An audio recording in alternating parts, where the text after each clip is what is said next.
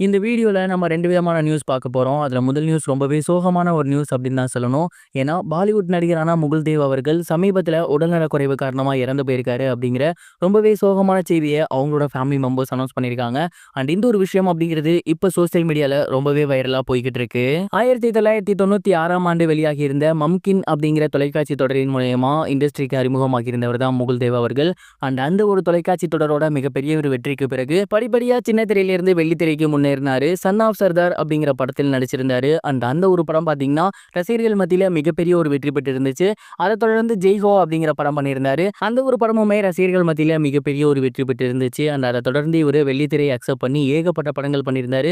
குறிப்பா சொல்லணும் அப்படின்னா கிட்டத்தட்ட 50க்கும் மேற்பட்ட படங்கள் பண்ணியிருந்தாரு. கடந்த ஒரு சில வருடங்களாகவே முகுல் தேவ் அவர்களுக்கு உடல்நல பிரச்சனை இருந்துச்சு. அண்ட் இதனால அவரு தொடர்ந்து ஹாஸ்பிட்டல்ல ட்ரீட்மெண்ட் எடுத்து வந்துட்டு இருந்தாரு. அண்ட் கடைசி ஒரு மாசமாவே அவரு அதிதீவிர சிகிச்சையில தான் இருந்து வந்துட்டு இருந்தாரு. இந்த ஒரு நிலையில முகுல் தேவ் அவர்கள் இறந்து போயிருக்காங்க அப்படிங்கிற ஒரு செய்தி வெளியாகி எல்லோருக்குமே மிகப்பெரிய ஒரு சோகத்தை ஏற்படுத்தியிருக்கு. அண்ட் கிட்டத்தட்ட அவருக்கு 45 வயசுக்கும் மேலாகுது. ரொம்பவே கம்மியான ஒரு வயசு அப்படின்னு தான் சொல்லணும். சினிமால நல்லபடியா நடிச்சு வந்துட்டு இருக்காரு.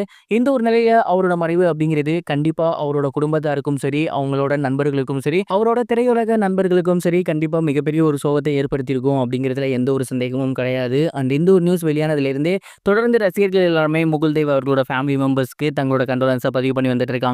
அண்ட் அவர் கூட நடிச்சிருந்த ஒரு சில ஆக்டர்ஸ் நேரடியாகவே போயிட்டு அவரோட உடலை பார்த்து கண்ணீர் அஞ்சலி செலுத்தியிருந்தாங்க. அண்ட் இந்த ஒரு நியூஸ் தான் இப்போ பாலிவுட் இண்டஸ்ட்ரியில் ரொம்பவே வைரலாக போய்கிட்டு இருக்கு.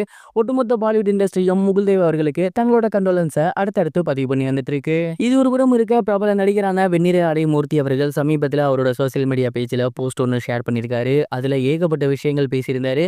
குறிப்பாக அவர் என்ன சொல்லியிருந்தாரு அப்படின்னா, இந்த வருஷத்தோட நான் சினிமாவில் 60 வருஷத்தை நிறைவு பண்ணுறேன்.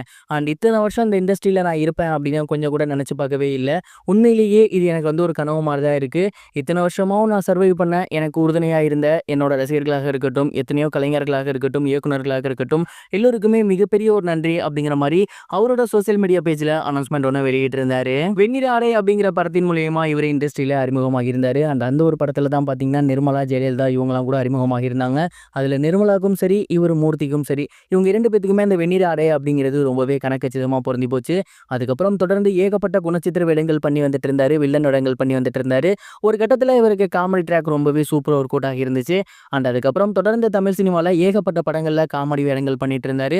2018ஆம் ஆண்டு கடைசியாக ஒரு படம் பண்ணிட்டு இதுக்கப்புறம் நான் சினிமாவிலிருந்து விடைபெறுகிறேன் அப்படிங்கிற மாதிரி அஃபிஷியல் அனௌன்ஸ்மெண்ட் விட்டுருந்தாரு. அதுக்கப்புறம் இப்போ வரைக்கும் அவர் மிகப்பெரிய அளவில் எந்த ஒரு படமும் நடிக்கிறதுல, எந்த ஒரு ஷோவும் போகிறதில்ல. எப்பயாவது ரியாலிட்டி ஷோ மட்டும் வருவார்.